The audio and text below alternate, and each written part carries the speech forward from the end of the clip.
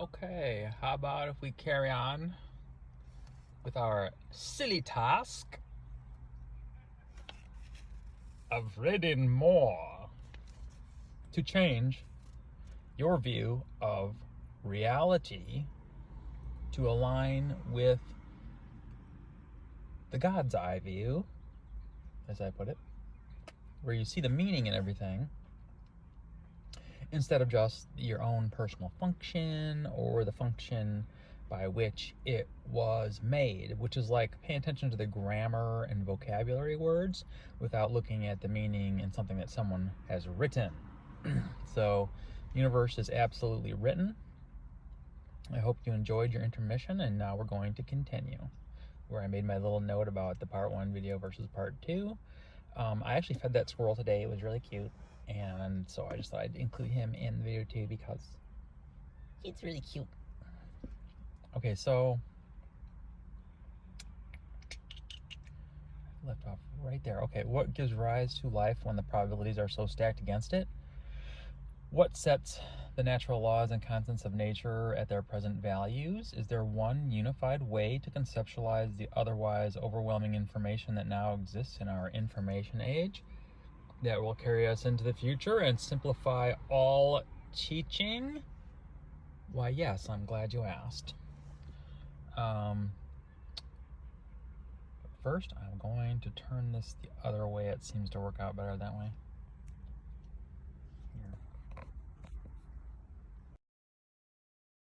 Like this. Okay. Wow. Oh, look at my socks. Cute. All right. Is there one unified way to conceptualize the otherwise overwhelming information that now exists in our information age? It will simplify teaching. Yes, because this will help you to organize all meaning, which is extremely important if you want to do things like understand and integrate synchronicities into your life. So, Stephen Hawking asked about what breathes fire into the equations. I got that from the book Boslow 1985, but anyway, I thought about that for a long time. And then I mentioned earlier about how mathematics, you take symbols and you process the symbols in a certain way, and you distill out from the relationships between symbols how the universe actually works in a very accurate way that you can do things with, like calculate the trajectory of rockets, which can achieve an escape velocity for the gravity of Earth, which of course is symbolic. Definitely, like the moon shots and landings in the space program were extremely symbolic in a meaningful sense in the history of life. But that's not my purpose here. This is a paper mainly about this method I made for understanding synchronicity in your own life and seeing the meanings in things, the inherent meanings related to you, which are a symbol of the creator overall. So you can see it at work. And so this is just kind of like leading up to my new methodology. I just wanted to reiterate that to make sure you understood. Okay, so of course I have to say this, but it's true. I don't really say things to try to convince people. I just am trying to say the truth when I say the theory answers all the questions with more coherence and meaning than any other theory that even comes close, and that is 100% true. Like I said, there's only one way that everything fits together, like one way. Just like you put a puzzle together, you can't just guess and put things together, even though the puzzle pieces may look uniform. Even when you turn them upside down, you can't see the picture, but there's still only one way they fit together. So like with the periodic table of the elements, you can put the elements in there in a slapdash way, but it's not going to be meaningful. When you put them together in the way that they're actually organized, then you see gaps and you know what goes there, just like a puzzle. So it's like that. So physicists may find this mirror universe of unity, mirroring the Big Bang, which is what meaning does from the future, in their experiments eventually, or a structure like the spiral connecting things. And the structure of information seems to be exactly like the spiral It might have something to do with the way space-time is formed. When we look out in the world and we see things separated, we see light connecting us to them. It's almost like looking into different universes or something. But I don't want to make things more complicated than they have to be right now, so let's continue. There must be, so I said they were going to find something like the spiral connecting things, and I think I know where it is now. It's probably in the original black hole that we came through, or out of.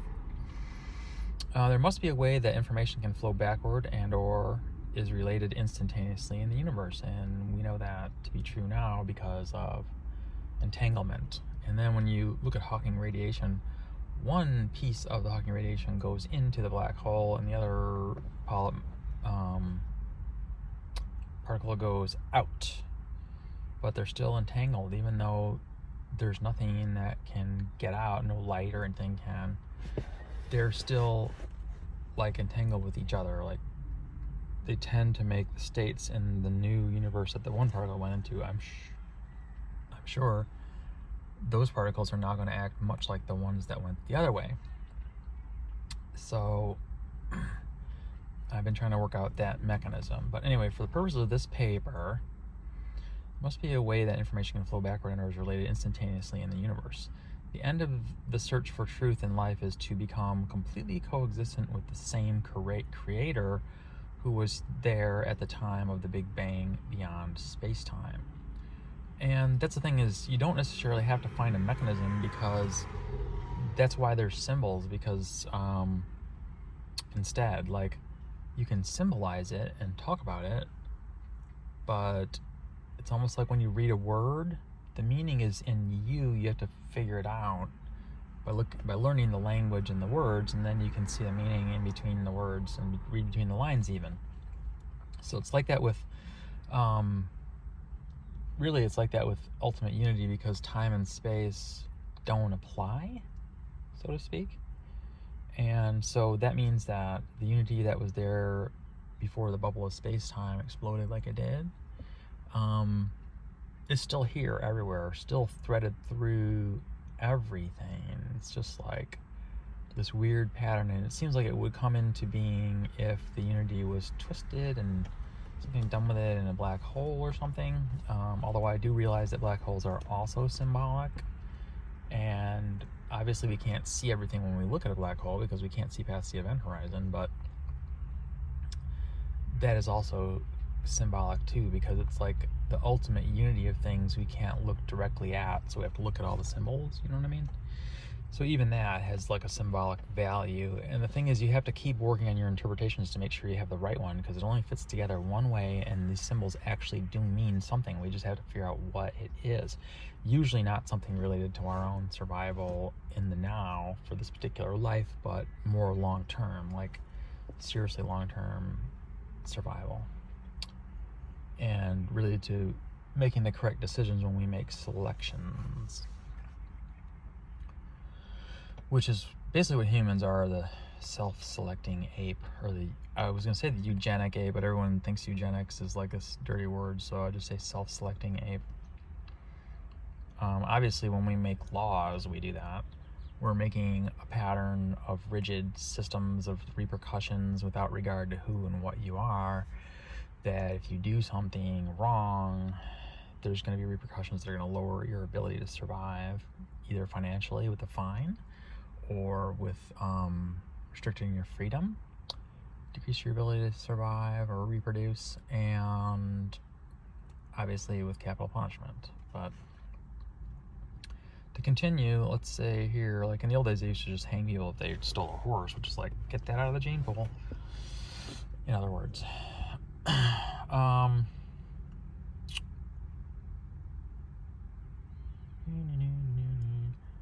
So instantaneously relates information, because that is kind of exactly what's happening when we see meaning. We're instantaneously bringing things together at a level that is almost incomprehensible. Tonini's, if I'm saying his name right, I hope I'm not mispronouncing it, but his book with the phi concept, he talks about that stuff a lot, but you can't just have a lot of information available to be linked or put together, because it's not automatically going to create meaning. So that's a big problem.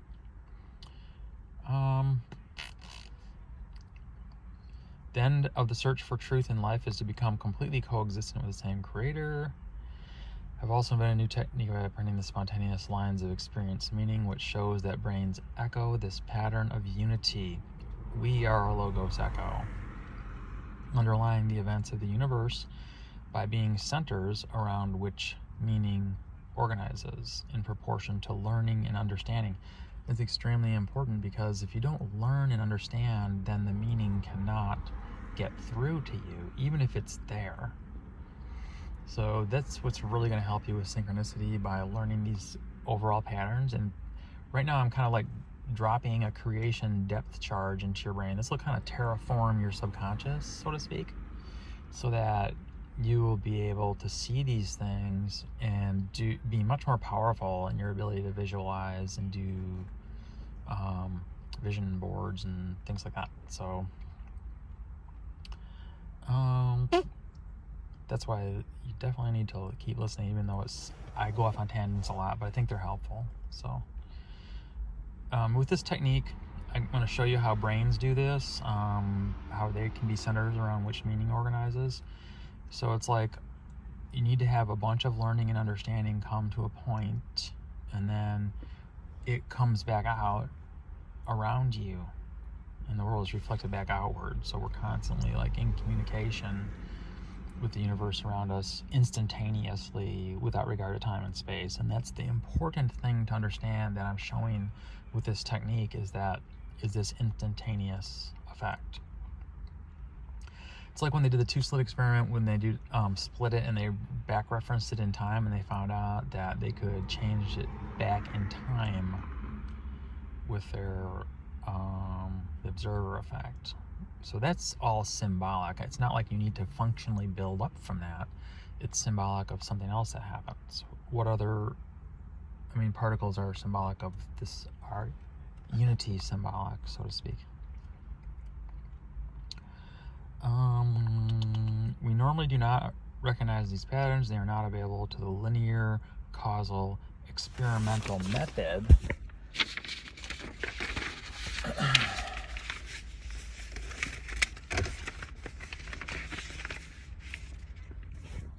Sorry about that.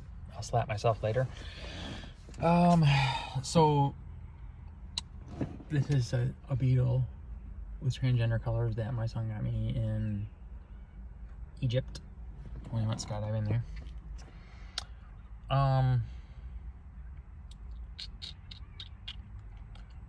These patterns are more like literary analysis or art appreciation. So this is definitely like artist stuff. Everyone thinks like arts and sciences. Arts are like people skipping la-di-da through the park, throwing confetti and fairy dust, but they're both equally important and serious pursuits. A doctor uses science. It's like the application or art of science, and so is just an artist that's using symbols, if we look at this correctly. So good art definitely makes you see things in ways that keep you, number one, not to be locked on to your normal way of viewing things and symbols, and number two, to increase the meaning in your world.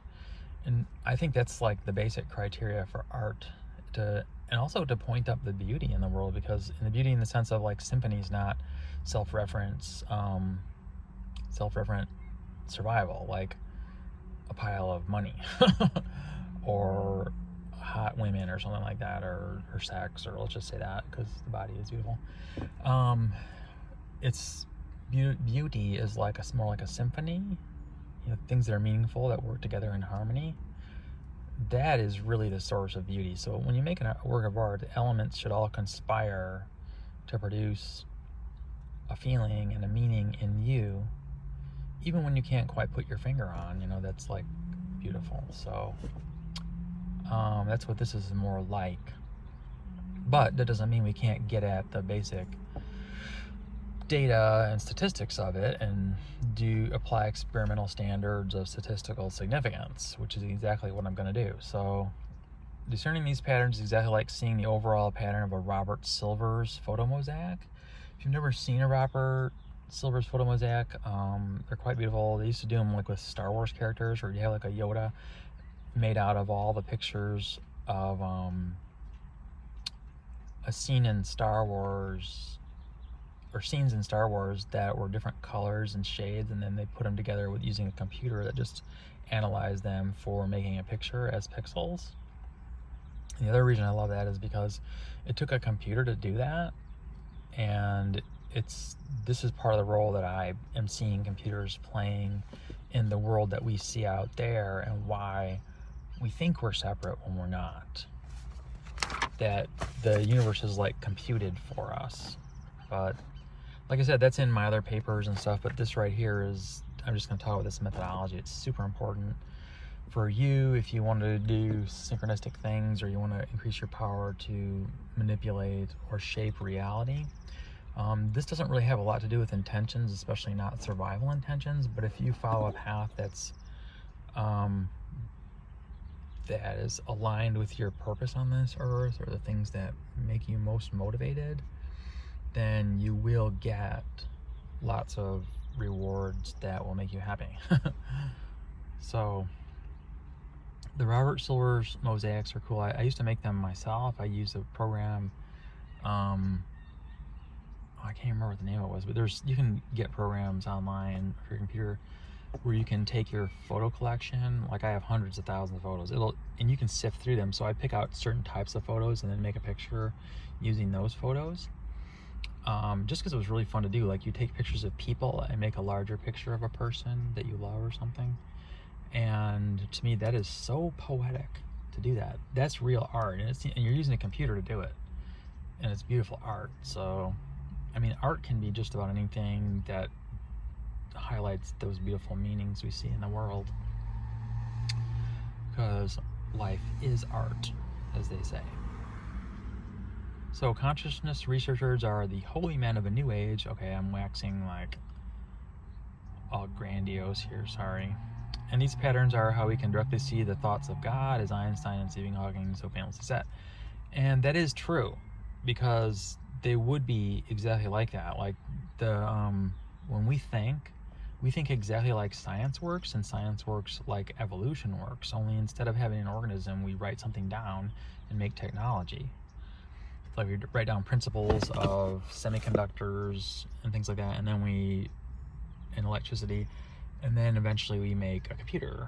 So the computer was part of our thought evolution. And so if you look back in time, having a brain just speeds up evolution, whereas regular evolution with biology took a super long time, because you had to wait for things to happen and select on them and stuff.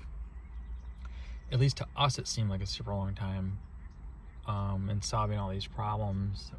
And if you all of a sudden were an organism that had the ability to solve a problem, then you did, and if you weren't, you couldn't. And there was a big conflict between doing things that were a stable pattern of survival, and then the arms race with predators or changes in the environment that would wipe things out over time. And so in the end, the best thing was to just purely have an information processor in your brain that could distill those things out and learn from them within a single lifetime, and not have to die. So you could evolve in a single lifetime. That's the functional explanation. But actually what's happening is that you're becoming a better symbol of what actually happened in the universe. So it's like the universe thinks, it actually does, and we're like a reflection of this larger pattern on Earth. So let me just go into the first example. What I do is I make these examples, and then I pull out these are examples how you introspectively analyze the different aspects of the meaning and pull them out.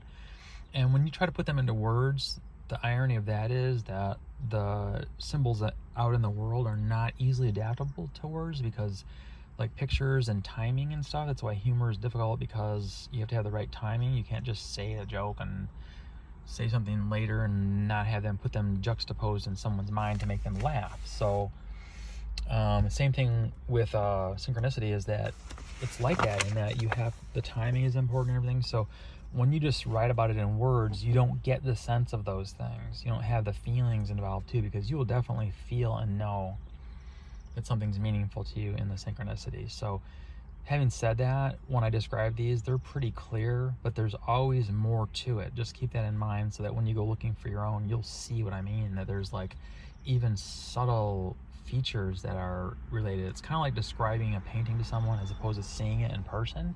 You can get an idea of what it looks like and visualize it, but until you actually see it in person, you just really won't know.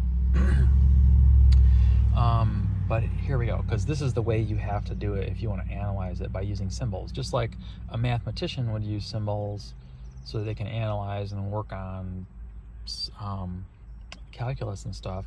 You translate these things into symbols, and it's easier to see and work with, and you can do statistical analysis, which is how you would do evaluations of meaning from the future, is statistical analysis. Like in the time of Rome, the Roman Empire, when they first started anyway, they had augurs, they called it. They would go around and see signs to see who the emperor might be. That would lead them to think, that this is the person we're looking for, or whatever. And it was like stuff coming from the future. And then I like their idea of their gods were like on Mount Olympus. You have that mounting imagery again, shrouded in clouds, and then they would affect things on Earth, and or in the cities below the mountains. And they're up in the sky, like towards the future, symbol of the future, or meaning and stuff. Meaning always comes together in the future, the gravity of meaning. As you learn and evolve and grow, it's how it works. So it, to me, is just like a symbol of everything. So it really was a good symbol of like God or gods and stuff like that.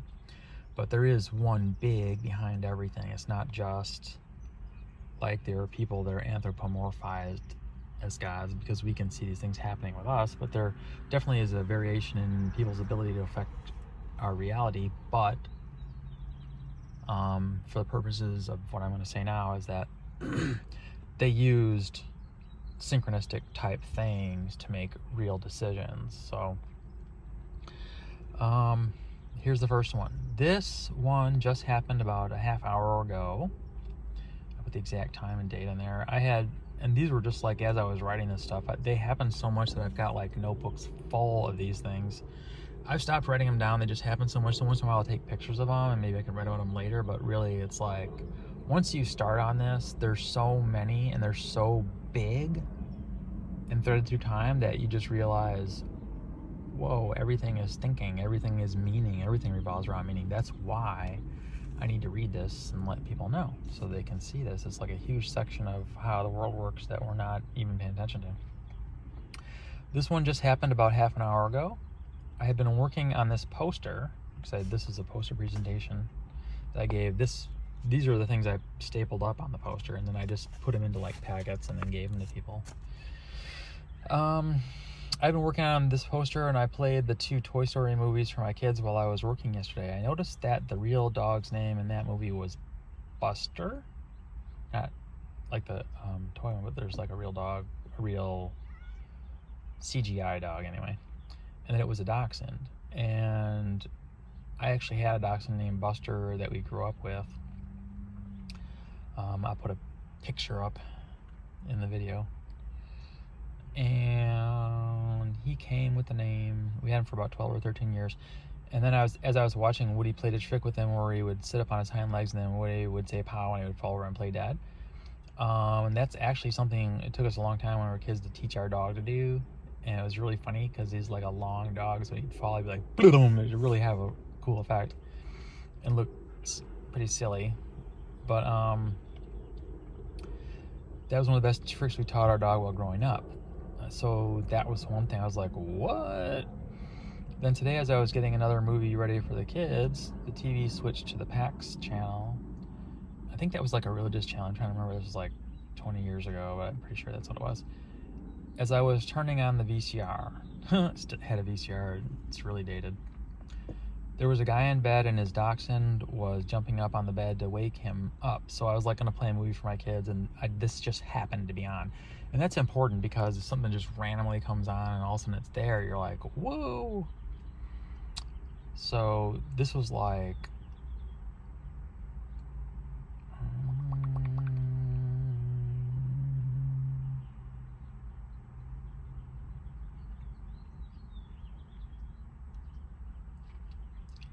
okay, so Dachshund was jumping up on the bed to wake him up, alerting to some noise in the house or something. Both events were while I was getting a movie ready or just starting one for the kids. So that's interesting too. And then kind of makes it more unified. So what you want to do is look for things that unify the experiences, not just the content, but the timing, what you were doing. Each one of those is an element that makes it less likely that it would happen and stuff. So you have to like estimate like how many times you do that. What are the average times that you'd see something like that on TV?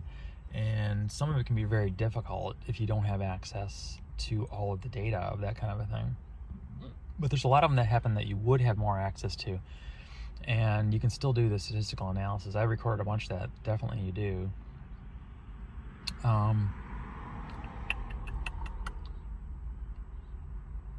Like if you see a rare bird or something, stuff like that would be good too. Where was I reading? Okay, there it is. The type of everyday event happens often, is always related to the contents of my consciousness each time, which knits together the echo of unity in these things. So the unity between them doesn't actually exist in the functional symbols out there, except you say there's a dog here and there's a dog here, they're both dachshund and that kind of stuff. But in your consciousness, the fact that his name was Buster was another element. So you got dachshund, Buster, teaching him that same trick that we had and everything. And then it's like Toy Story, which kind of gets at that,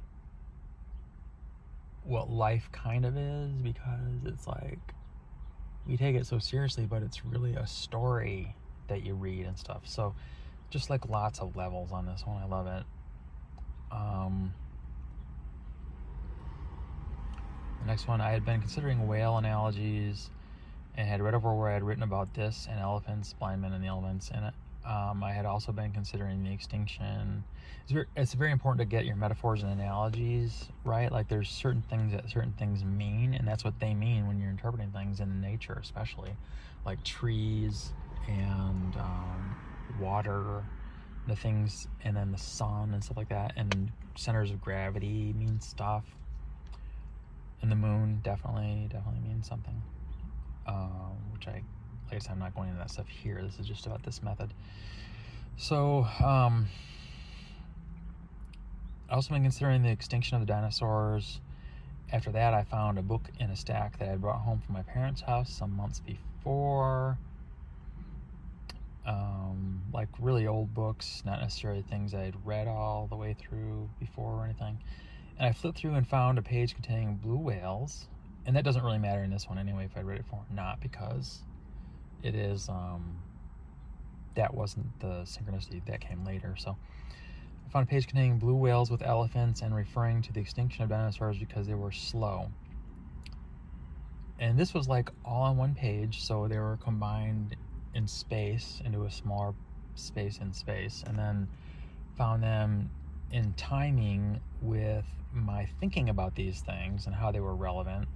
Then all of a sudden I found them, and then I found the dinosaurs being slow, like mentally, really. But they were talking about being slow physically. But a lot of times you can make the transfer between that, because when meaning has to happen or when the universe is speaking to you, it will use things like that. Like it won't pay as much attention to function as the meaning of it. So when you say slow, then you know which meaning to take on that when it says that word in the context. Oh, it means this then. Just like when you say in cognitive science, they were cooking apples, or she bought a bag of cooking apples, then you know that like in the first case, they were cooking some apples. The second case, they bought cooking apples. So the cooking apples means different things in different contexts. So, like, one is a function and one is a thing. Verb and noun switch and stuff like that. So that's what you would do. Same thing. Then the next day I went online and saw 3 articles listed right in a row that dealt with the same subjects on the news section of my homepage. And now this is before we had cell phones connected to the internet and all that kind of stuff back in the VCR days. So this was not something where my Alexa was listening in on me, because there weren't any back then.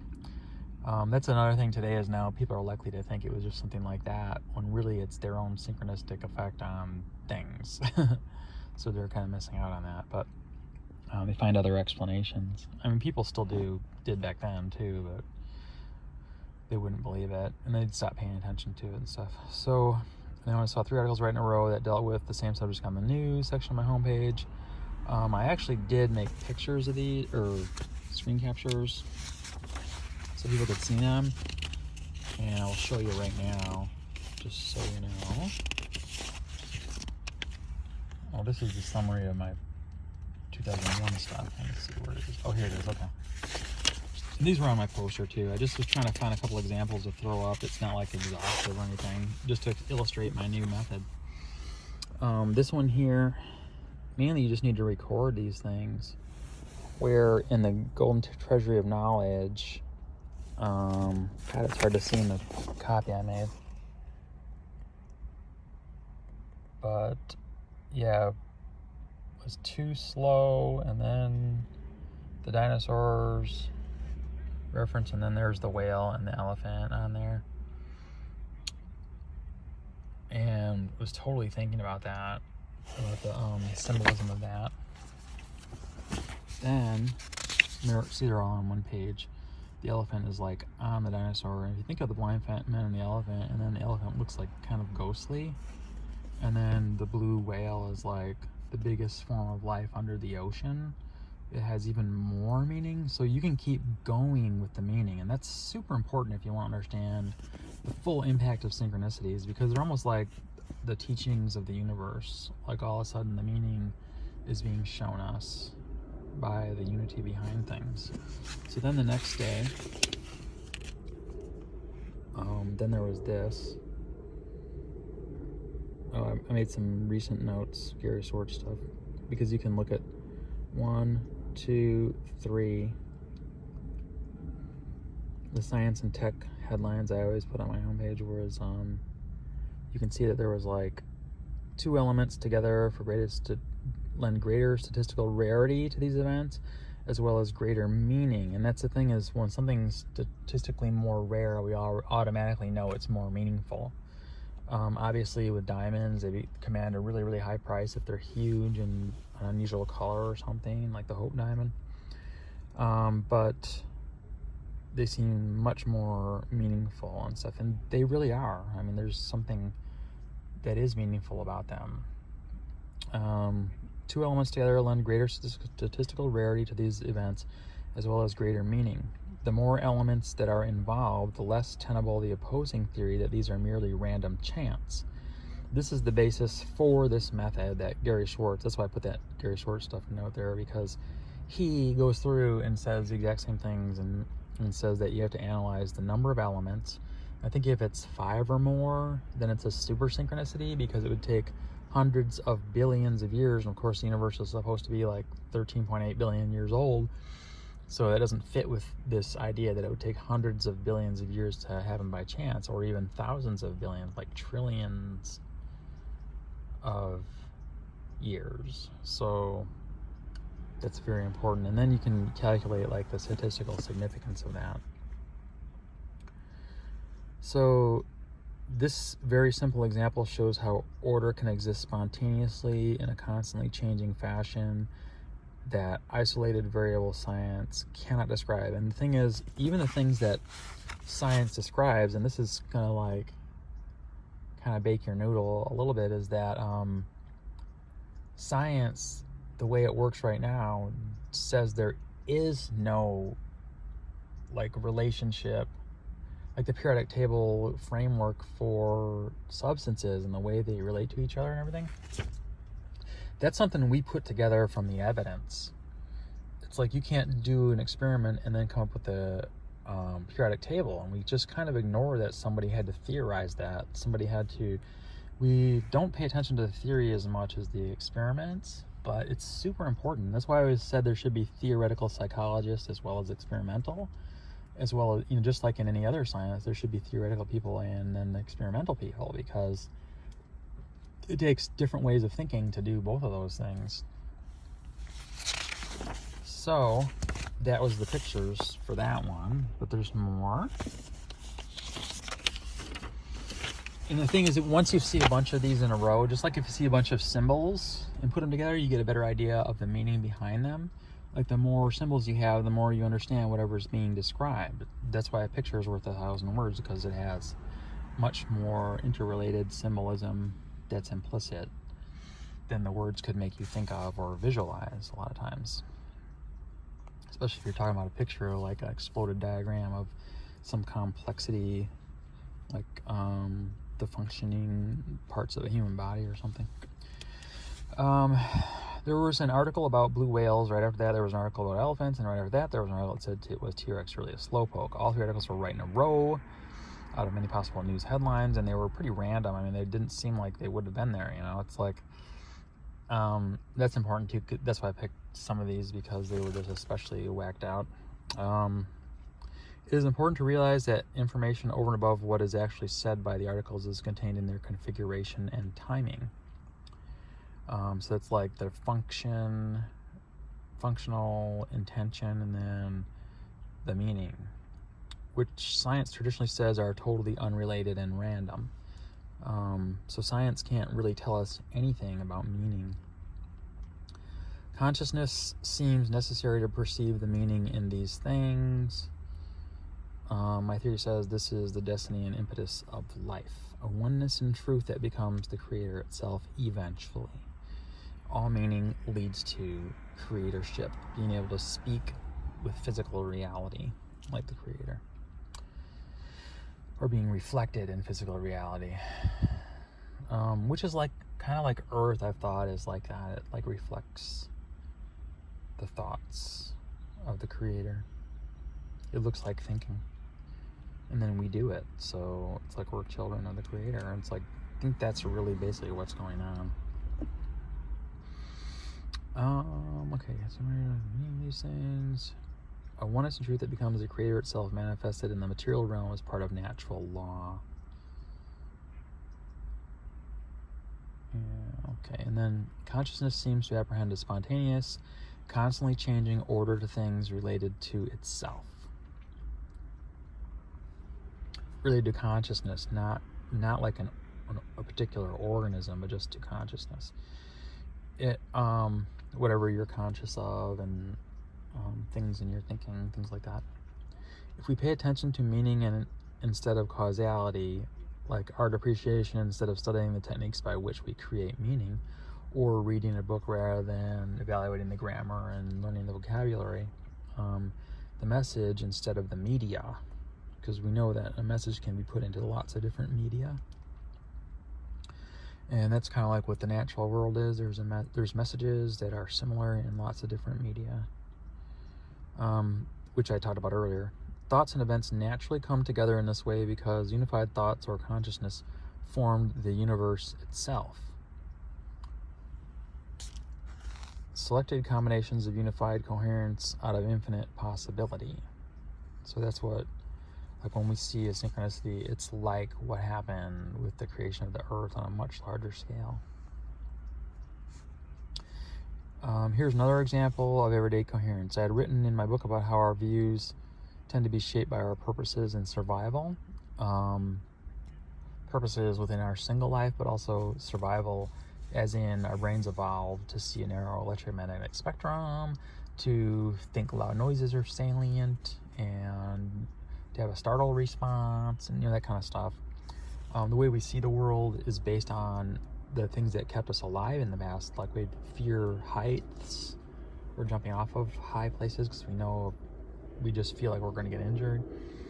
All that kind of stuff. So all these are like functional purposes. Our views tend to be shaped by our horses and survival, and then we have to, since humans were able to develop brains that could speed up this process, that by learning we can evolve into seeing things that we wouldn't normally see using that same apparatus, but putting it together in new ways. So we can both look at a tree, me and somebody from thousands of years ago, and I can see much more in the tree now as a result of our increasing information society and stuff like that, like way more. Although I have to say, like back in the day, Indians said there were manitous in trees and things like that, and I think that's what they meant. Like there's a spirit of meaning or unity in a tree, which there would have to be if it's going to model the universe like we do. It's definitely something that's conformed to the thought processes of a creator, just like we reflect it. So we can share that with trees, and I think that's what all life shares ultimately. It's all thinking, it's the same mind, really. So we see refrigerators and all these things that have to do with our mundane survival purposes. We see the path and sidewalk we need to walk on to get to work, or the parking place for our car, and refrigerators. So I considered that people put pictures on their refrigerators briefly. I thought it was weird to write about refrigerators when dealing with ultimate theories. Then at the time, but believe me, I think about a lot of things, and it doesn't matter if they're weird, I let them come through my head. And so that helps you see synchronicity if you just let your mind go free from the constraints of everyday life and the purposes of it. I think that's one of the reasons why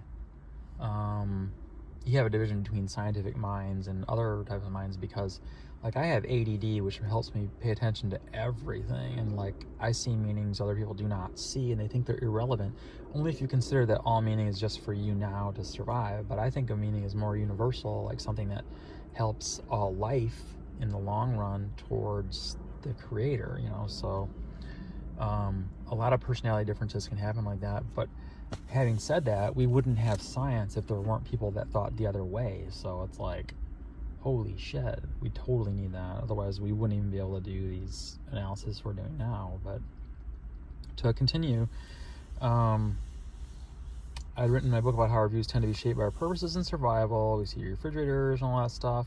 I paused for a second when I wrote that refrigerator thing. I considered that people put pictures on them, and I was trying to fit that into the symbolic nature of these things.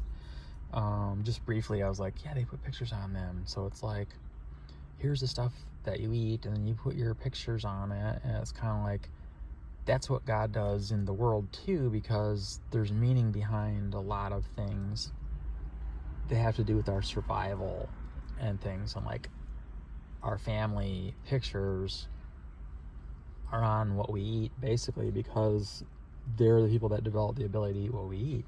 Like there's a lot of organisms that can eat things that we can't digest, but they have different ancestors and paths. So it's like that. It's kind of like what life is.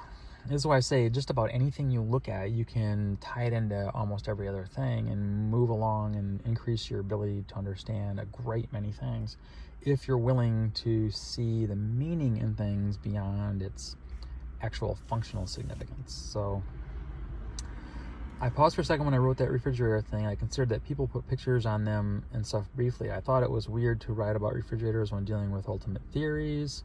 So it really stood out in my mind. That's another thing, is if you have a thought that's unusual and stands out in your mind, partly because it's unusual, that means it's already low in probability. So that's why I used this example. I can tell already. But this is part of the mental process you do when you're trying to write down the best ones to analyze them. Because all you need to do is do like a few of these over a few days, and you realize if they keep happening like that throughout your entire life, the astronomical improbability of them rules out every other idea of them happening just by chance completely. And it also brings in that there's obviously a relationship between a conscious mind and what happens everywhere else. There's like this unity going on, a meaningful unity. So let me continue on this one. This is a good one. I remember this one. So we see refrigerators and all these things having to do with our mundane survival purposes. I paused for a second because it was so weird. I considered that people put pictures on their refrigerators. Yeah, okay.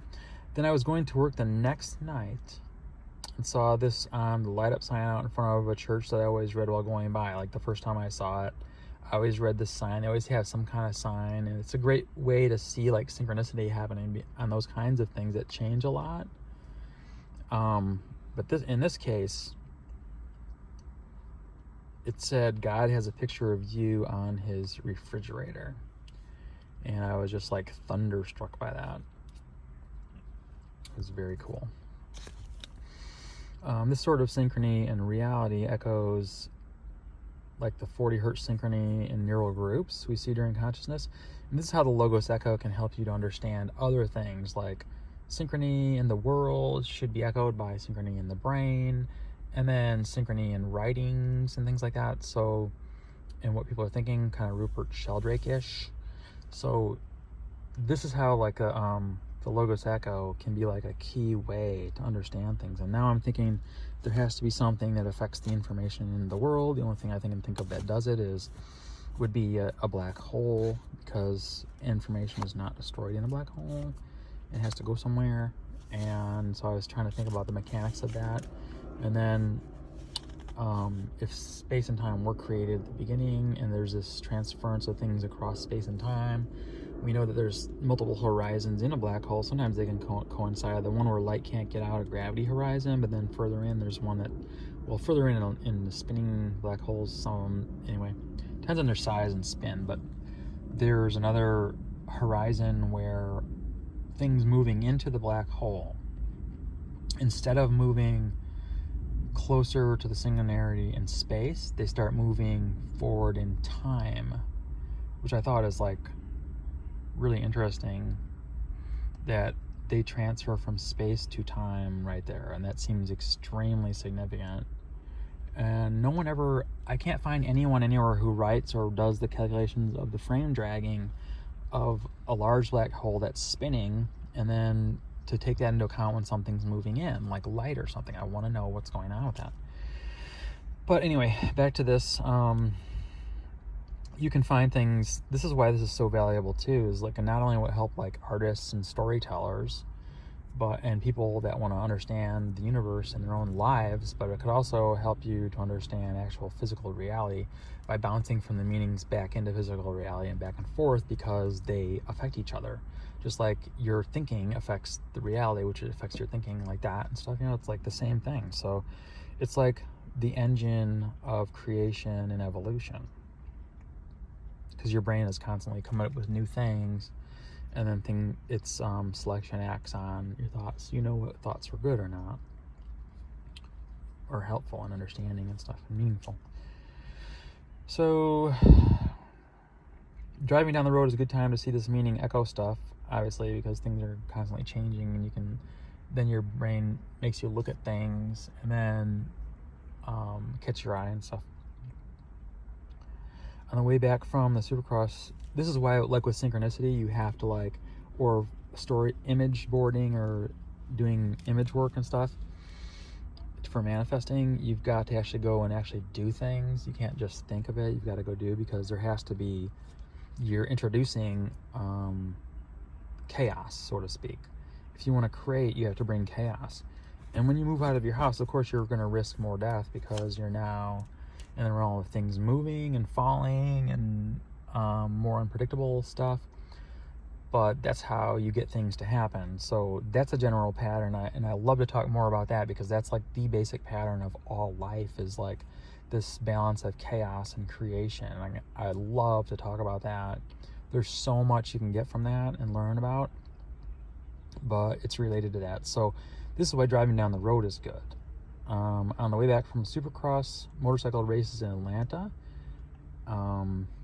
I've been thinking about when I went to graduate school in Atlanta and the trouble I ran into, partly because of these ideas, and I didn't ascribe to a lot of the basic assumptions and ideas that they had about how the brain worked.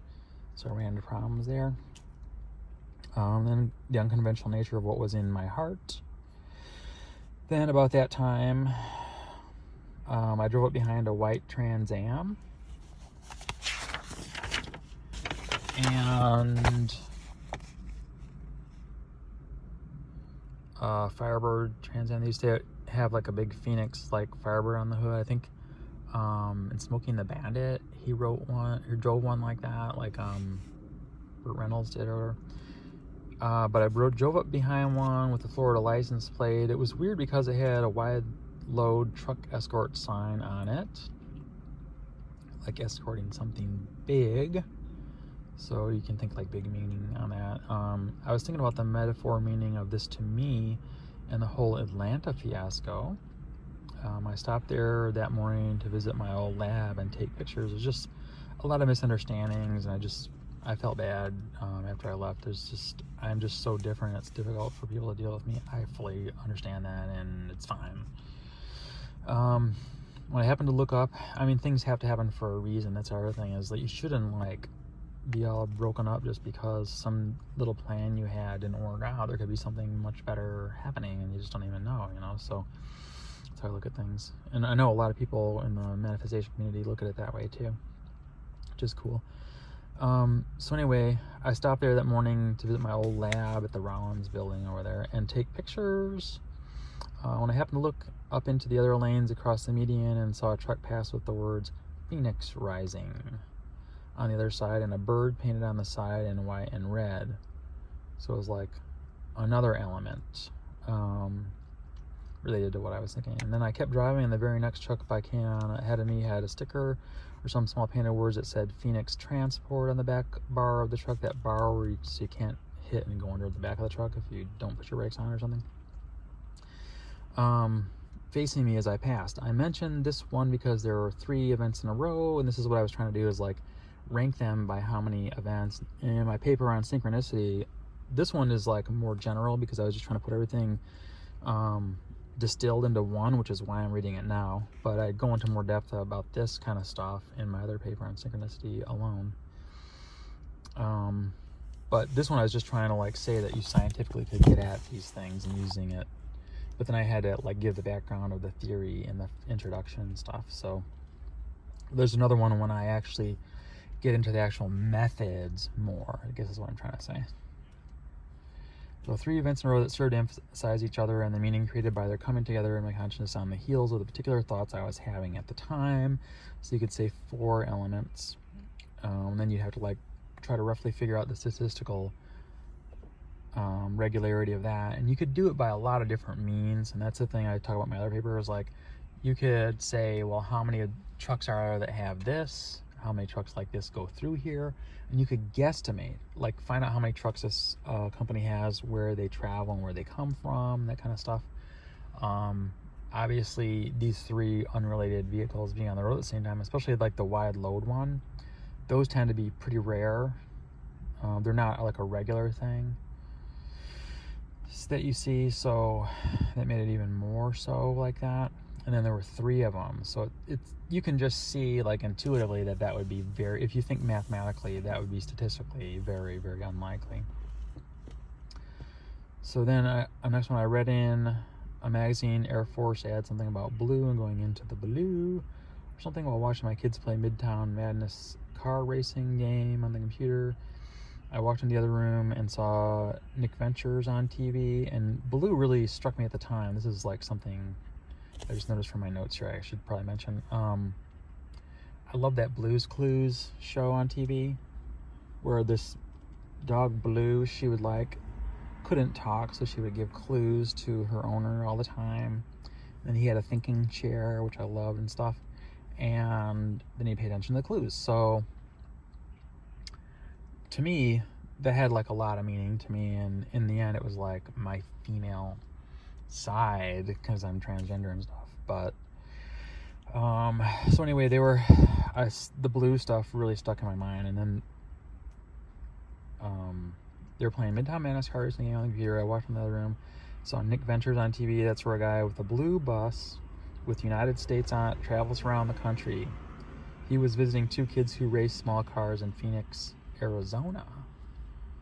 So there's another couple of things that were related, and they all went to a radio controlled car race with the kids. And the other thing was, I'd totally been doing radio controlled cars myself with the kids. I had one for a long time, even before I had kids, but did a lot of radio control stuff. I was just talking about radio control stuff with a guy at work. Okay, I do talk about that. And the last 2 nights before that, and found a radio control modeler site online in Jefferson City, Missouri, which had a link to where I could get a new wing, Goldberg models. That was for the eaglet plane or whatever. For a radio control plane that I had that crashed a while back when someone kind of interfered with my launching of it. It really sucked. But I also found a site called Blue Max RC while I was doing this. And then I started thinking about Blue Max medals for flyers up in the sky and what the meaning that had and how that came about and stuff. All of these complex coordinated relationships, and these things seem like random thoughts, but this is what I'm saying, is that you can start finding coherence to these things, that there's no waste. They're like one-off coherences that science is not going to tell you anything about, and science can't tell you about literature. You know what I mean? It's like they can tell you that it was very unlikely that someone chose these words to put together, but that's about it.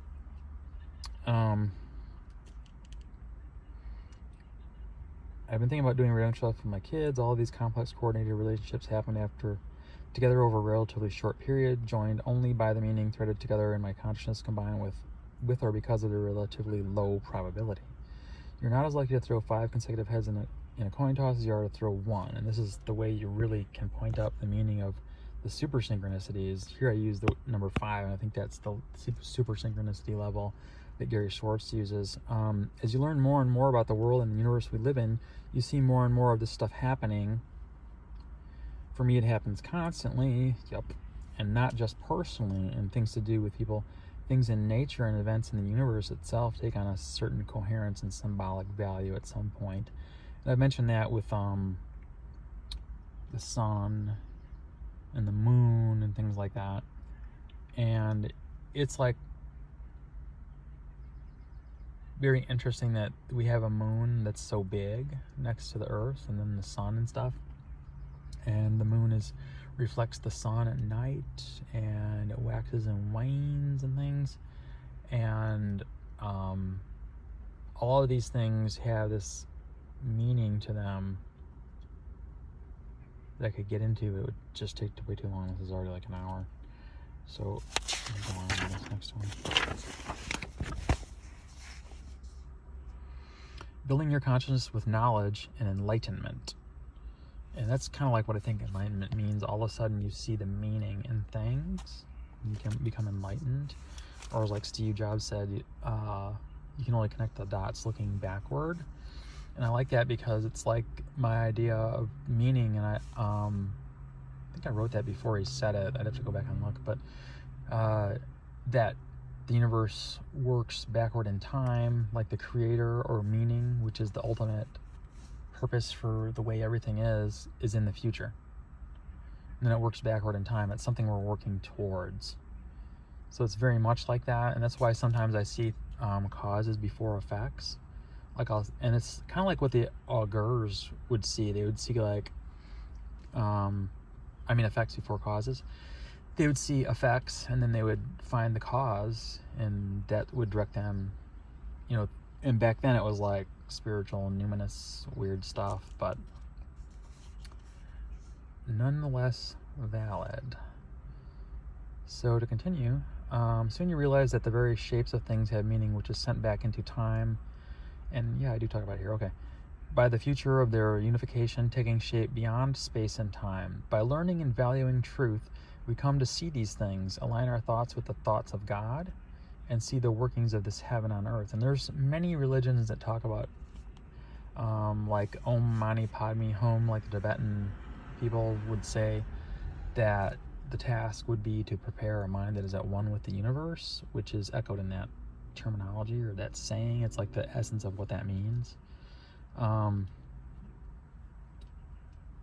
learning and valuing truth, we come to see these things, align our thoughts with the thoughts of God, and see the workings of this heaven on earth, and also we see the nature of destruction. That's the catch, because that requires no small amount of courage to face it. It's like doing shadow work or something. And you can find in yourself and we tend to like try to look away from it, but the idea is that these are symbolic things or feelings or propensities that we have that we need to pay attention to. So it takes no small amount of courage to face it.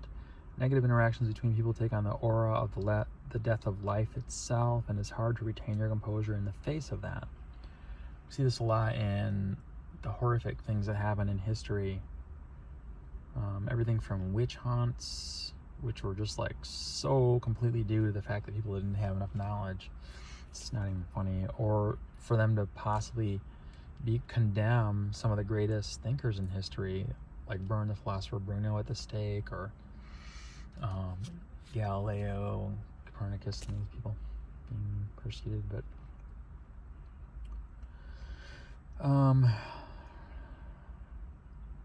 it's hard to retain your composure in the face of that.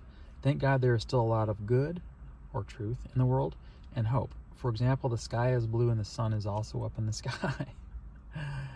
It's not likely to change anytime soon.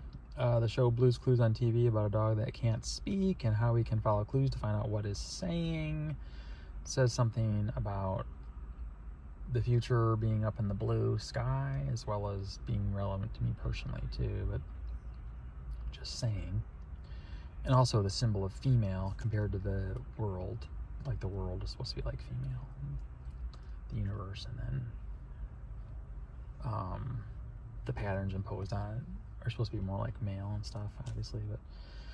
But that's also symbolic, so you have to be careful with that, because you can't just take the symbols and put them on, because that means you're stopping and going into a niche of meaning, which is as bad as any other niche that narrows the focus of an organism, that makes it more prone to being extinct.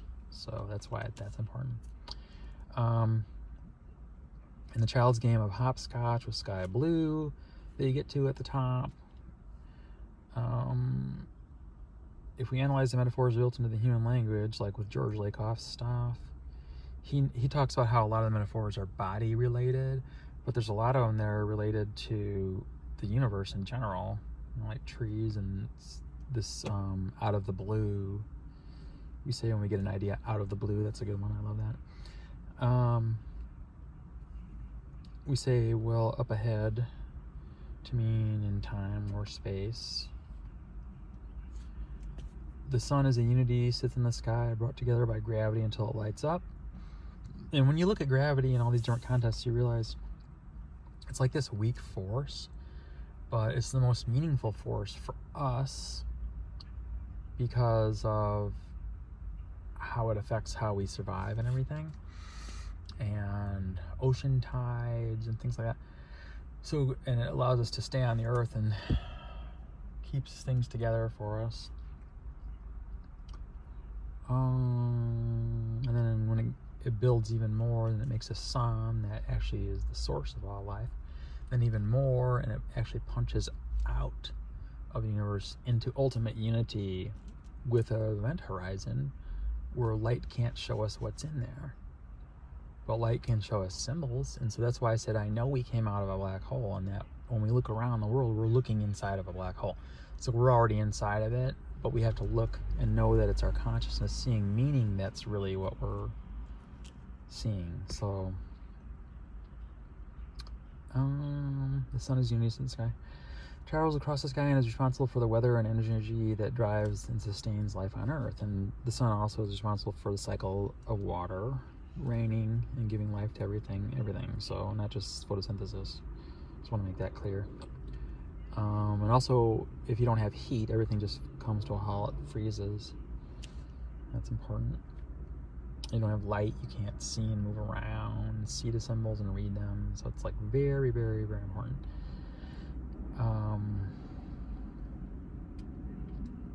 Plants grow towards the sun, heliotropism. It is functional, and that function serves to highlight its allegorical message available from the logocycle quality of the universe itself. The universe is a language built upon the grammar of the physics that were necessary to bring forth life and consciousness in us. The universe speaks to us, and it is telling us it is time to read the message, like the information universe, the explosion of knowledge, all this evidence that I put together in my book and in these videos It is obviously time to read the message. From the nature of events in our own consciousness, we can plainly see the universe has a lot in common with the way humans think and form meaning. And it has been like we were growing and learning only to get to a point where we could see and talk to the unity that made the universe itself, become one with it in a very literal sense. All knowledge really is ultimately related, just as everything has its origin in the singularity of the Big Bang, and that is what brings something out of nothing. As historical evidence, the pharaoh Akhenaten, this is great because I analyze history, not just the augurs of Rome and their religions and stuff, but I like to look at all religions and that back in history. And even something as simple as saying that a potato has eyes and looking at it, it looks like a potato, then is like a model of the universe, and eyes being, of course, the black holes where something coming out of the universe will grow, like where the new potato shoots grow out of and stuff. So potato is like a model of the universe. And it's like, who knew? Anyway, all knowledge is really ultimately related, just as everything is its origin in the singularity of the Big Bang. That is what brings something out of nothing. As historical evidence, the pharaoh Akhenaten in ancient Egypt had a different view on their religion back then. He used a symbol of the sun disk, and it was like the light was the most important thing, which I thought was really cool because people think you just like worship the sun, but it was really the light. And he emphasized that by the little hands that came down. Like he was the one that had like the disc, and then they had like hands coming down over the people that looked kind of like that in different rays. The end of every ray was a hand. So it's like the light from the sun is like grabbing onto things and shaping them and doing stuff. It's not just illuminating them. So it was like super important to realize that he really had covered the bases on that one. To me, he was like the Democritus of what God was really like back then. You know, he knew, he could see way into the future and stuff. So with the rays with many hands that shone down from the sky on various scenes, and it sounds very much like the Mount Olympus stuff I was talking about earlier too. It really is. It's like the same thing. If you take a lot of different symbols and you combine them together, you start distilling out of them general patterns. Like there's a pattern in one, there's a pattern in the other. Keep putting those patterns together, especially if you try to like distill out and diagram with shapes what's happening. And I'm really good with shapes. That probably helped me a lot. But in geometry, and so is my, like, I'm just like naturally just super good at geometry. But I wasn't good in school by any means, but like I got A's in geometry without even opening the book. But like if you look at the shapes of things, it would be a shape that's the same as like what a pyramid is. Same thing as like the shape that you would draw if you were trying to diagram the effects of the gods on Mount Olympus. It'd be the same as the actual effects from science of the sun has on the earth, because it drives the weather and rain, everything. So yeah, it's like all of those things. And then if you diagram the way meaning forms coming from their direction in time, then you would get that same kind of a thing. So to continue, that was not so much a rationalization of his leadership. A lot of people say, oh, it's a rationalization of your power or something like that. Not really. It's a way of showing how the world actually works. And if someone knows how the world actually works, you know what? They can lead me. I will listen to them. I'm sorry. Because I would like to survive in the long run, and I would like to know what things mean. So if someone wants to teach me how to read, I'm going to listen. So I think people just kind of resist anything that seems like someone's trying to keep them down, or, you know, they just project onto those types of things. Just the basic hierarchical feelings and your aspirations to go higher in the hierarchy that every organism has, since lobsters, like Jordan Peterson talks about. But we shouldn't, because we should see a higher meaning in those things. We can't just take our own passions and project them onto things. Like, we can say everything's greed, or we can see that when we look at all the products made in the United States and how they flow, it's like meaning. They're talking. It's like a flow of the blood of meaning, as well as the flow of money. So you can look at it different ways. If you interpret it, the world is just being about getting mates, then that's how you're going to see it, and you're going to miss the real meaning of things. So it's another reason why all this stuff is just super important. It's really important to the the viability and longevity of any civilization is to understand these meanings. So, the only period of real monotheism in ancient Egyptian religion. It didn't catch on very well. A lot of his work was actually destroyed by the priests after he left because he changed things so much with his new idea. And they were like, what? I can totally relate to this.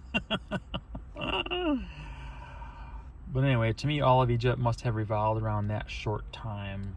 And this is what I was talking about. The pinnacle of truth for them was that unsustainable time when other people couldn't see what he did. And so it's like they built this whole civilization based on symbols that humans made, but they didn't get them right, and not everyone could understand. They weren't at that level. They paid too much attention to things like food and their positions and power and things like that. So of course it fell apart, and any civilization that only has those things will fall apart. And I could talk a lot more about that, like human evolution stuff. Holy crap, I have a lot to say there. The divine right of kings might actually be true in a small way, but it's just that we mess up when we select kings or who says they're a king. You can't just say you are, and it's not something that comes through birth or something. It's probably a little more likely with birth because you would have the same ability to interpret meaning and stuff, and plus your parents would help you to learn and grow. But really, that's not it either. It's like, it's totally beyond that stuff. So anyway, they didn't know how to do things right, and they didn't have the science we do today to understand how genes work and stuff like that. And so they were just kind of guesstimating, and if you don't get the symbols right, then your civilization is just not going to work, and your ideas are going to become unsustainable and things. So the pinnacle truth from them was unsustainable. The divine right of kings is actually true, and that the most advanced in knowledge can steer civilizations in the direction of greater truth in life. People with only the symbols of truth, or with only the symbols, like if they understand that the symbols have an impact on people, then they use them like levers, and they don't use them for what they're meant for, which is to propel and continue learning and sustain us so that we have faith that we in the direction that things are going, and that like if we continue to assemble meaning, that it's going to reflect well on us. Like I think a lot of the reasons people they stop learning and continuing to learn is because they have some inner feeling that they're not going to reach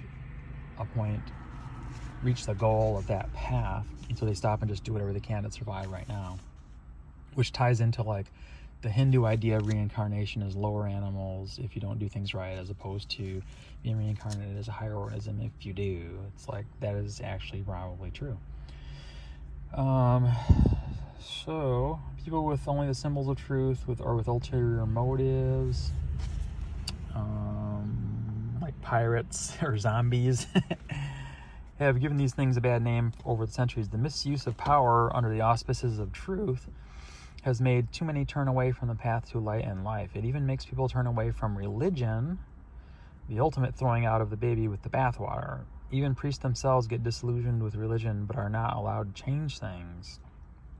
And it's kind of like a niche death thing. And if you look at evolution, ironically, if you see how evolution works, you can realize that religion suffers from the same problems as organisms that go extinct. They don't get it right, and they won't adapt. That equals extinction. So as long as you're willing to learn, then, if you make mistakes, it's not that big of a deal, especially since we have big brains where we don't die just from making mistakes in our ways of thinking. We can reinterpret things. So sometimes the only mistake is your interpretation. It's not really a mistake. So misunderstandings about what is important in life has caused horrible wars and atrocities. I think that's really the only thing that's caused wars and atrocities, is that misunderstanding, following the wrong things because you don't understand the symbols, all that kind of stuff. So that's the other thing that's a benefit of this, is like peace, like forever, once everyone understands and can agree on symbols as they are right now.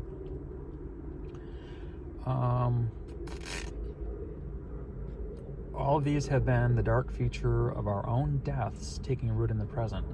So like World War II was a reflection of our own death in the future in the present, because we got things like really wrong. There's something really, really wrong there. Like even just motives wrong, not necessarily meanings, but the motives behind the meanings. So seeing the problem is the first step in curing the ills and conflicts of the world. They are all due to blindness, like the blind man and the elephant. It is time we unleash the life force, which is the movement towards meaning, to build our future again. It's like the bringing together of information towards meaning, higher meaning. It's a time of miracles again. The American Heritage Dictionary defines miracle as an event that appears unexplainable by the laws of nature, and so is held to be supernatural in origin or an act of God or from the future. Sufficiently advanced technology, looks like magic. So our consciousness is literally a miracle. This is why I liked Interstellar, because the future speaking to us would be like the wormhole and the help that they got from the future us that live beyond space and time. It's exactly what I wrote in my book 20 years ago. And so when I contacted Kip Thorne about it, he was like, what the hell are you talking about? And I was like, well, but then I realized he didn't really have anything to do with coming up with the story of that, although he helped them with the science to get the science right, because they wanted to make a particular story.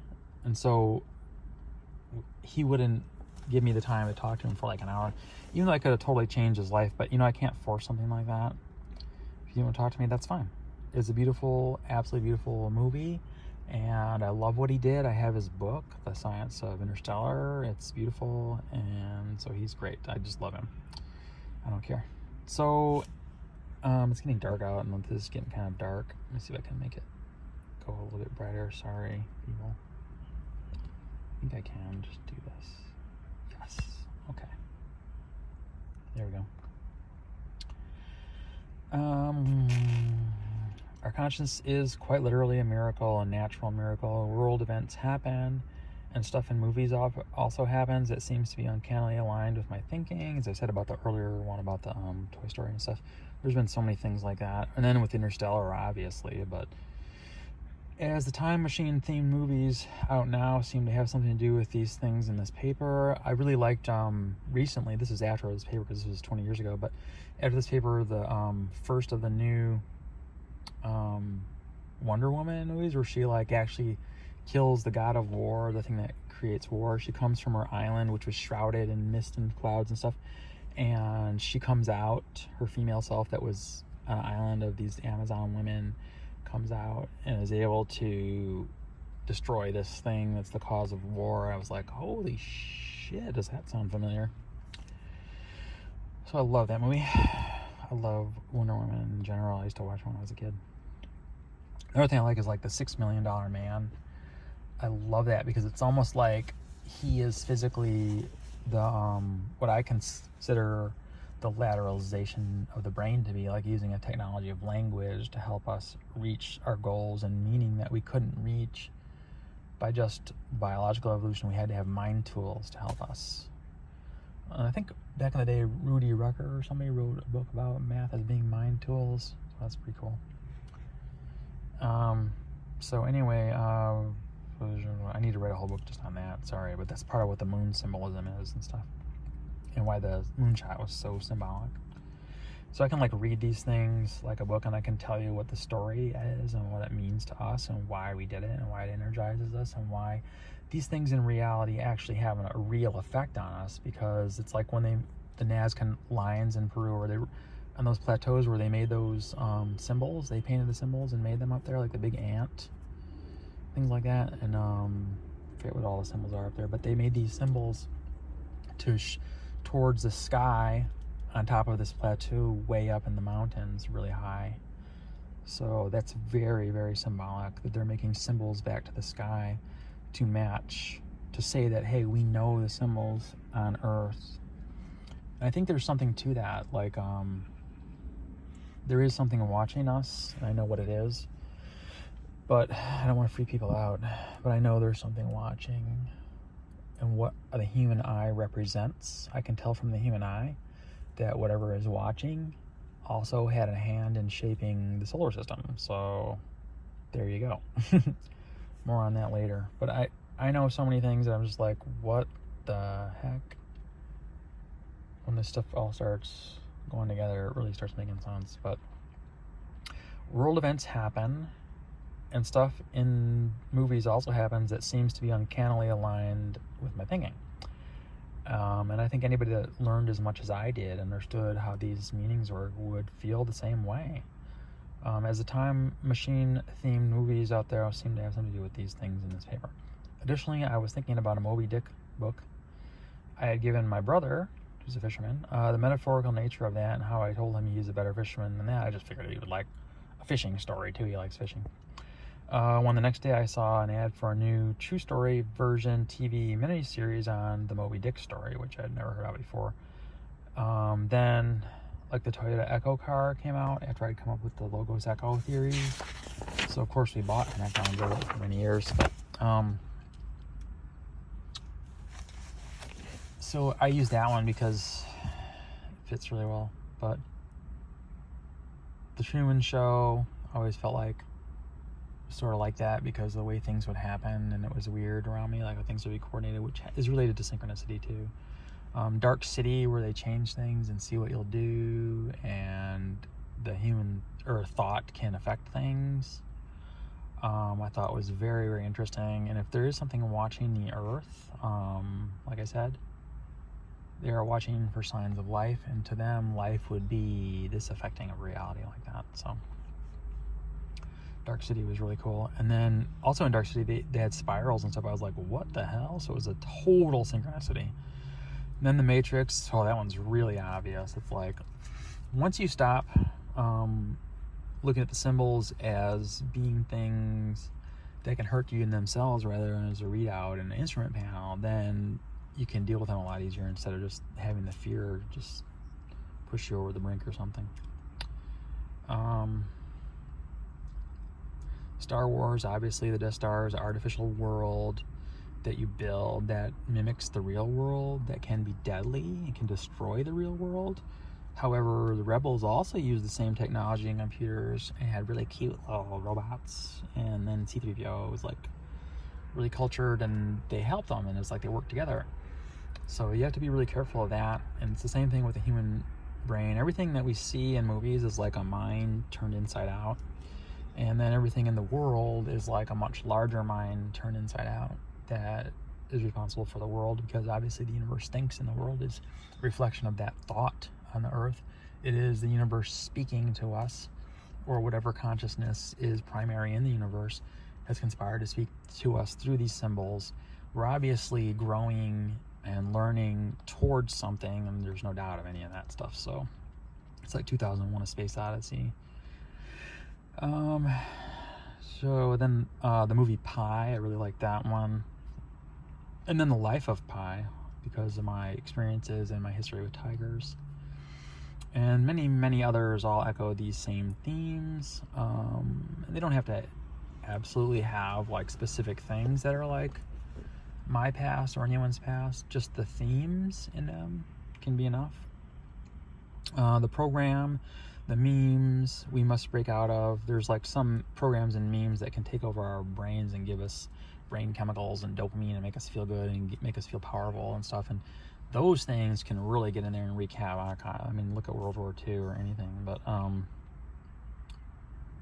the programs, the memes we must break out of. We must construct a far greater culture out of pure beauty and truth. One full of life, one full of heroes with 1,000 faces. I just added that.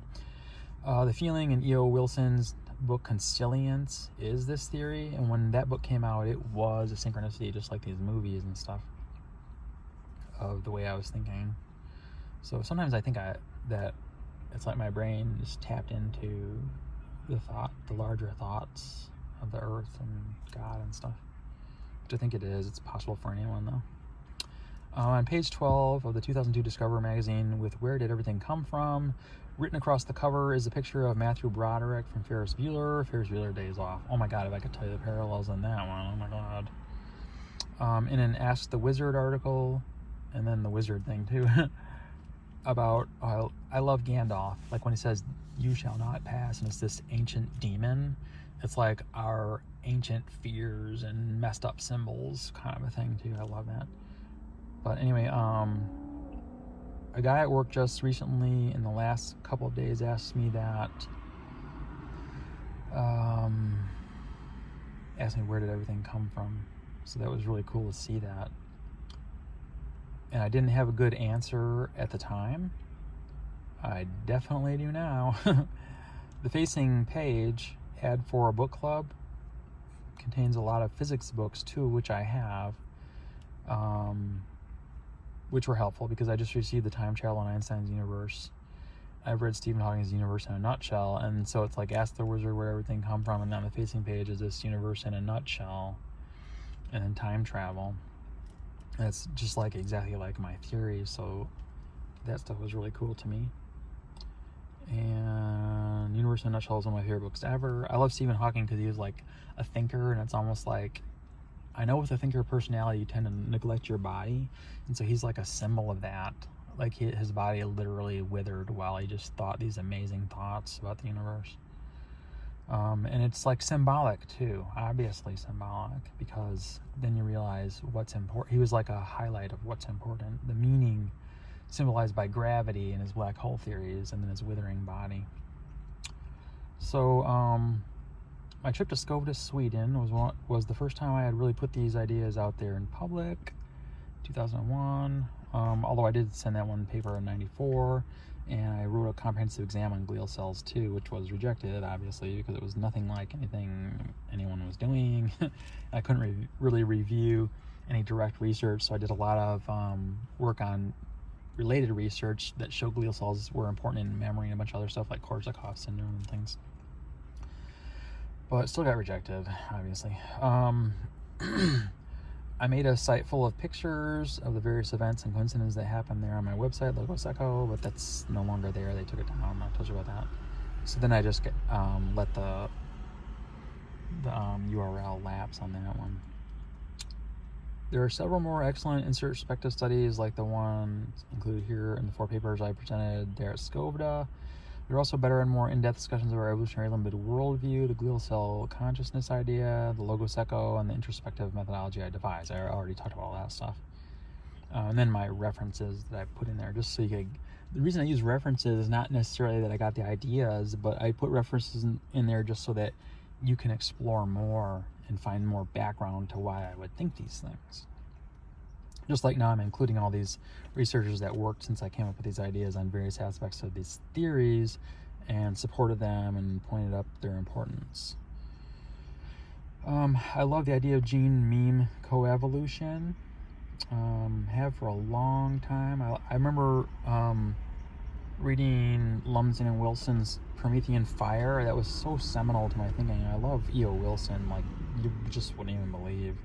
I tried to meet him when I was in Boston, when I was running the Boston Marathon. And I went to the Paleontology Museum. There's like a Romer Paleontology Museum. And I look in there and there's like this big turtle shell right inside the door. I think a turtle is so symbolic, but there's no way to meet him. I tried to find a way to contact him or something, and there's like gates across the stairway going up to where his office would be and security and stuff. So yeah, he wouldn't return any of my messages, but that's like someone I would totally love to meet. I love him.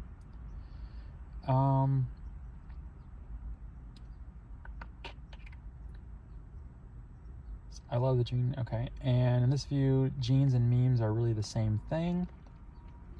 Memes are like antlers at their worst, like used for fighting and symbolic dominance, and like the paintbrush of Michelangelo at their best. When you paint something that shows, and it's funny because in Michelangelo's painting, it looks like, if you look closely, Michelangelo looks like it looks like shapes of a brain, like in the God and Michelangelo combination. Animals have culture as evidenced by their variations on various themes. For example, different types of antlers and horns, which are actually all saying metaphorically the same thing. Like there's lots of different shapes to trees, but they're emphasizing different aspects of the metaphor. Since none of them are actually the thing they represent, you have to use slightly different symbols to emphasize different aspects of it. So like a pine tree emphasizes different aspects than say an oak tree does and stuff. So you have to look at those and realize that what different aspects, and think to yourself what different aspects are being emphasized or portrayed by the different trees. And the thing is, you can learn a lot about humans that way too. Like every human's life is symbolic, and then you can really appreciate the lives of people that are different from you, because you can learn from them and the way they see things and stuff. So and obviously a spiral horn on a ram is going to be like this singular meaning that organism sees fighting with a singular meaning that another organism sees. And the thing is, the symbols are not just for those animals, but they're for things that humans can see. And it's like, well, what's up with that? Why would that be the case? That's because we live in an information universe that's inherently symbolic, and any organism that developed a brain able to do interior evolution would eventually see those symbols. So to me it seems obvious, since I can do that, but the people that can, it wouldn't necessarily be obvious to. So it's getting dark. I'm gonna have to speed this up. I'm almost done. Once again, also have practical use in fighting and defense for the horns and things like that. Horns go up to a point or come down from a point, and some are actually spiral shaped. Antlers branch off like the paths of events selected out of possibilities by consciousness, and they come out of the head, very important, or the tree of life. They are really mirror images of each other. We must not be blinded by the practical application of things that only serve to underscore the real message, the real symbol, the real truth. So one thing that those things can tell you is that selection happens by the robustness of your theory of meaning and stuff, so over time. So that's the same with rams or deer. They're fighting for mates. Like if you're going to continue into the future, you have to have the strongest meaning. So I think that's pretty obvious there. Are really mirror the tree of life. They are really mirror images of each other. Antlers branch off like the past of events selected out by consciousness, or the tree of life.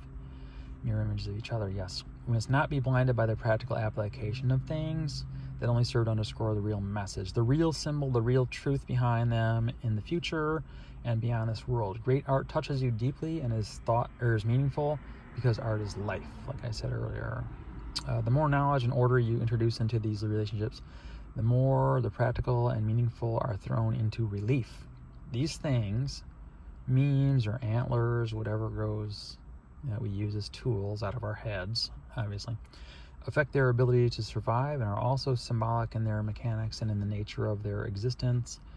Like all the forms in the universe, humans have memes, ideas like hats with different types of horns on them that they can change at will like clothing. They have practical use, but are also a new environment to challenge us with the wilderness of symbolic forms that we must wade through to approach that unity that is the life force. By looking at all the memes together and finding a way through that wilderness, we see their origin and true meaning. Memes can destroy when we adopt them as artificial facades, or when we judge others by them, pigeonholing them. But they also, and that stops us learning. So it's like choosing death.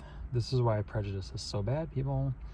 But they also teach, and those weapons can be turned to constructive uses that can sow the seeds of a new age if we see them and learn from them about the folly of humanity properly. Because when we open up our minds to be able to see more things, we can also have the potential for much higher potential for chaos to come in. Creation and chaos are two things together. You have to be able to hold the fire hose to put out the fire, in other words, or to stop a fire from happening from chaos in the first place. Let's see. In the same vein, the crocodile hunter is always talking about how beautiful those deadly creatures are, and joking about how they get cranky when their 2,000-pound square-inch jaws come snapping at him. The crocodiles, we have a lot to learn from them, and they are beautiful. And then I put a little note on here about how he eventually got killed, like underwater. And it's like very symbolic by one of them, because they are in reality dangerous. Even though they're symbols, we have to always remember that, what they can do and stuff. And the reason they are is because they've perfected short-term strategies, and we're like long-term. And it's just like that's like a basic conflict in nature everywhere. It's like a long-term strategy versus short-term. It's like the parable of the grasshopper and the ants and stuff. It's like, obviously it's in the Bible about where you're going to build your house, on a hill or on sand or whatever. It's very important. So animals tend to be short-term strategies compared to the more cerebral humans. And the humans with the longest term strategies, like me sitting in my car with no job and suicidal thoughts, tend to be outstripped by the short-term strategies of people that are going after money or just trying to make themselves comfortable and stuff. So just had to put that last little dig in there.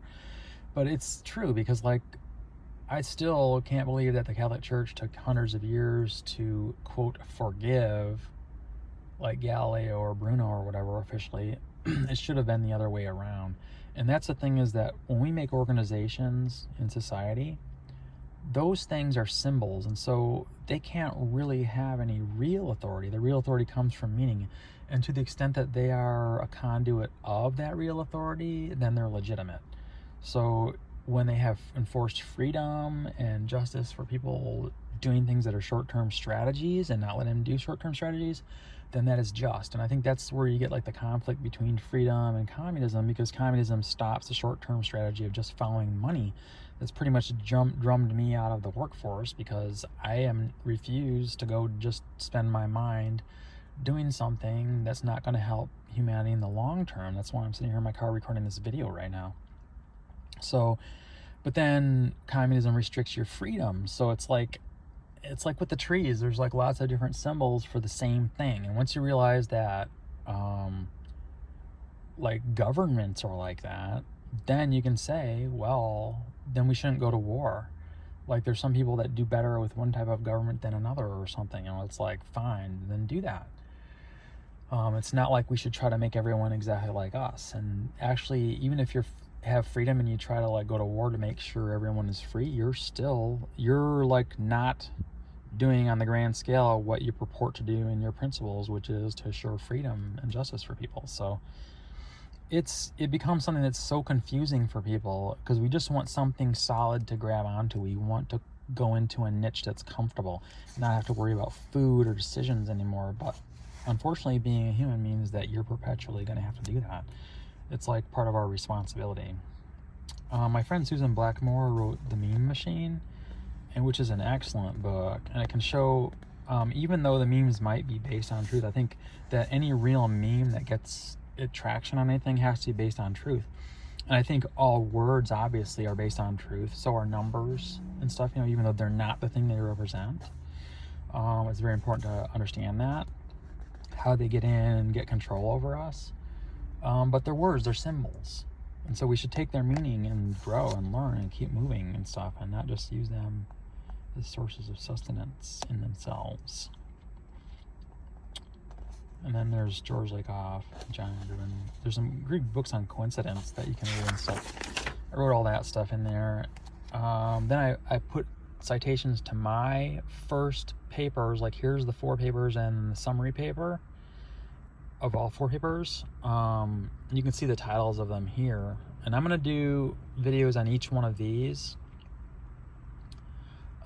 pretty soon. Let's see, going beyond our brain's naturally limited worldview. That one is one I should probably send to Donald Hoffman. There's a lot of stuff in there. I could totally help him with his research so much, but now that he's like written this book and gotten semi-famous, he's all over YouTube and stuff, he stopped returning my emails. I don't know why. Maybe just inundated. And I didn't know him that well. We had never met. We were making plans to meet, but just how it goes, I guess. And then the Logos Echo of Unity in the Universe.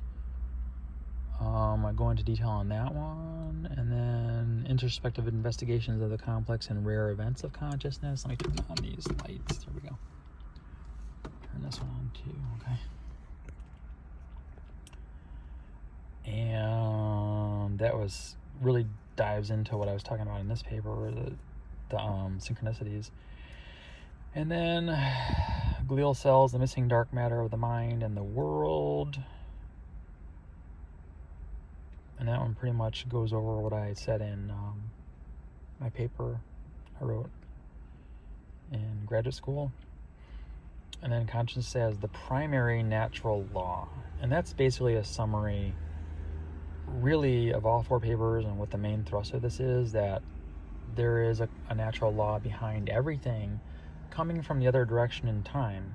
So it kind of settles into us through reinterpretation or exaptation and evolution, or recombination with gravity and things of existing matter that was built inside of suns. And this, I just bring together everything and show how all 4 of these previous papers, the naturally limited worldview, logo, and how we get beyond it by increasing meaning, by learning and distilling unity. By increasing meaning and distilling unity, that's how we get our technologies, which enable us to do like amazing magical things. So you can see, like, it's even in that, it's symbolic of unity being the source of magic, like meaning is.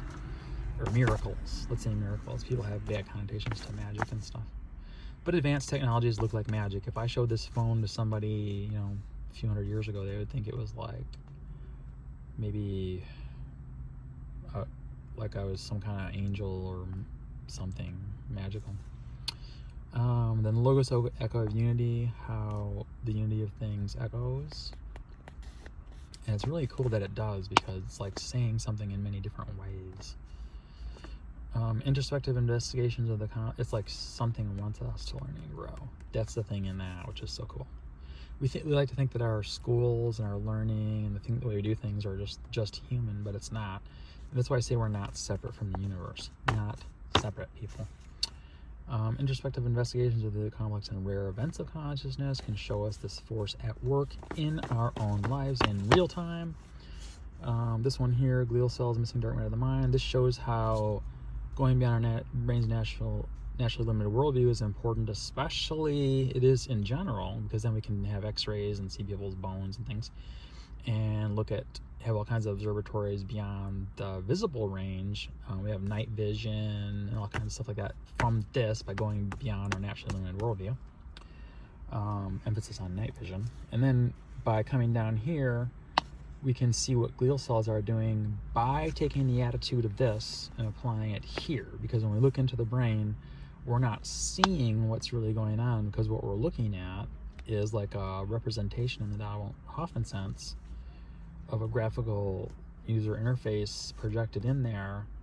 But what we're doing is we're projecting space and time onto all of the cells in there, when space and time may not apply to things like the glial cells. So I think this is our best chance at getting at this unity behind everything, is by looking at the glial cells not as existing in time and space like the neurons are, which may be what are creating time and space.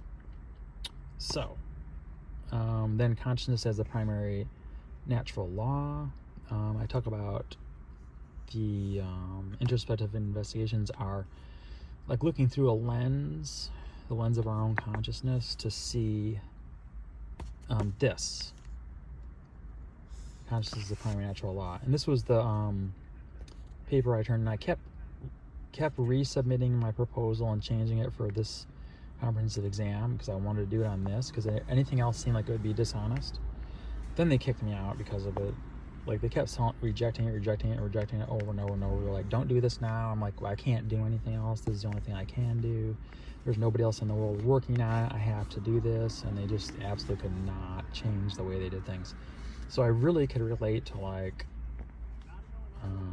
Galileo and stuff like that. So maybe someday they'll forgive me for that. Then there's Rupert Sheldrake. It's a cool book to read. Mosaics is a book by Robert Silvers. You can get that. I recommend it highly. Phenomenon of Man, one of my favorite books ever. Read that. Please, people, read that. And then E.O. Wilson's Consilience.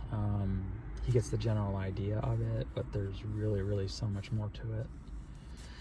So that's it. Now, I hope now you will never look at the world the same way again. And here's me. It's now dark. I hope you can see my face, or maybe I hope you can't because I didn't shave. But I'm still at the park. You can see it's like just twilight right now. There's my favorite mask. This one has a unicorn, a rainbow. This one has unicorns too, stars and clouds. I love it. But that's all for now, people. I would love to hear your comments. I'll send papers or copies of papers to people if they really want them. But now that I've read it, I mean, you kind of see it. I'm going to do videos of the other ones too. I was thinking I could send them to people, but that's kind of old school. So I'm just going to make the videos of them. And I'm going to try to make them so that you can just listen to the video. I mean, I did show a couple of pictures in this one, but most of it you can just listen to. And then when I describe the pictures, you'll know there's a picture. So if, like, you can visualize it. You don't need to actually look at it. So thank you. Okay, I just wanted to add a little bit more onto this video that I made, that where I read my paper, and I just wanted to tie things together at the end and just say that this is just one of the papers, and I wrote a book about this stuff too. But what it really boils down to is that there's this law in the universe of unity of meaning. And so when we talk about doing a vision board and stuff, we're talking about moving towards meaning ourselves. So it's pretty much like in microcosm what happened in the universe. So you can see that with like a sun and things making life and the patterns of those things, how gravity works too. So if you have any questions or you want to make any comments, it would be really helpful for me. Like, if you can just say, holy shit, this was all over the place, I couldn't get through it, that's fine. But if you could be as specific as possible, like say what parts were like hard for you, you know, and like what you didn't understand, because like I said, I've been dealing with this for like 30 years, so working out in my head, and I tend to be like always just thinking on my own and not talking to people about it, so I don't know where it doesn't sound right or something. So I'm extremely logical, obviously, and science-based. Science gets the grammar and vocabulary right, and then we can understand the meaning in the universe and stuff. So just let me know in the comments. That would be great. And if you know anybody that would be interested and could comment on this more than you could even, I would greatly appreciate it if you would, you know, let them know or share it with them. So maybe I could have a career before my life is over, because I'm living in my car right now. So thank you very much.